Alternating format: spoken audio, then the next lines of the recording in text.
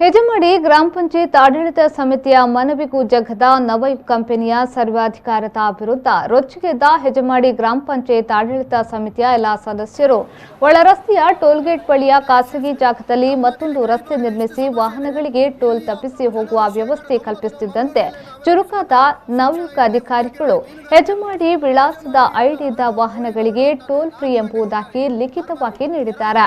ಹೆಜಮಾಡಿ ಗ್ರಾಮ ಪಂಚಾಯತ್ ಅಧ್ಯಕ್ಷ ಪ್ರಾಣೇಶ್ ಹೆಜಮಾಡಿ ನೇತೃತ್ವದಲ್ಲಿ ಎಲ್ಲ ಸದಸ್ಯರು ಒಳರಸ್ತೆಯ ಟೋಲ್ ಬಳಿ ಸೇರಿ ತಾವು ಕಂಪನಿಗೆ ನೀಡಿದ ಮನವಿಯ ಬಗ್ಗೆ ವಿಚಾರಿಸಿದ್ರು.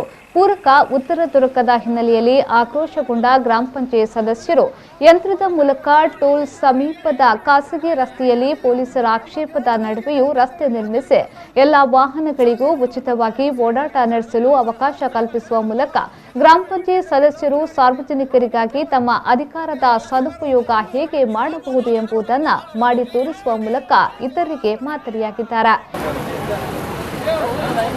ಸೇರಿಸಿಬಿಡಿ. ನಮ್ಮದಿಲ್ಲಿ ಗಡಿ ಭಾಗದ ಇಷ್ಟು ಸಮಸ್ಯೆ ಇದೆ. ಇಲ್ಲಿಯ ಜನರು 90% ನಾವು ಮಂಗಳೂರು ಜಿಲ್ಲೆಯನ್ನು ಅವಲಂಬಿಸಿಕೊಂಡವರು. ಶಿಕ್ಷಣ ಇರಲಿ, ಉದ್ಯೋಗ ಇರಲಿ, ಮೀನುಗಾರಿಕೆ ಇರಲಿ. ಹೆಜಮಾಡಿ ಹೊರಟು ಕೋಡಿ ನೋಡುವಂಥದ್ದು 4 ಗಂಟೆಗೆ ಹೋಗ್ತಾರೆ. ಕಾರ್ಬಾರ್ಗೆ 2 ಗಂಟೆಗೆ ಹೋಗುವವರಿದ್ದಾರೆ. ಸುಮಾರು 3.5 ಪರ್ಲಾಂಗ್ ಆಗ್ತದೆ. ಮೊನ್ನೆ ನೀವೇ ಸ್ವತಃ ನೋಡಿದ್ದೀರಿ, ಎಷ್ಟು ಮಕ್ಕಳಿಗೆ ಬಿಸಿಲಲ್ಲಿ ನಡ್ಕೊಂಡು ಹೋಗಿ 2 ಹುಡುಗರಲ್ಲಿ ಬಿದ್ದಿದ್ದಾರೆ.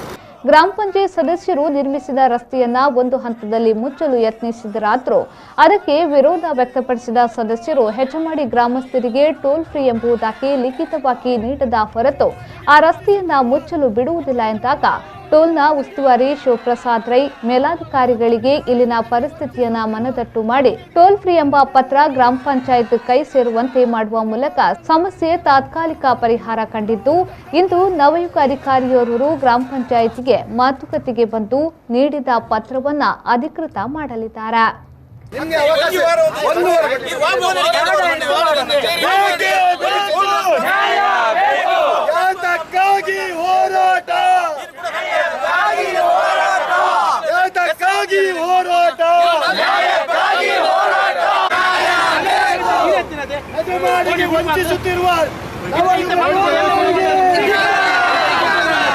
ಹೆಜಮಾಡಿ ನಾಗರಿಕರಿಗೆ ವಂಚಿಸುತ್ತಿರುವ ಕಂಪನಿಗೆ.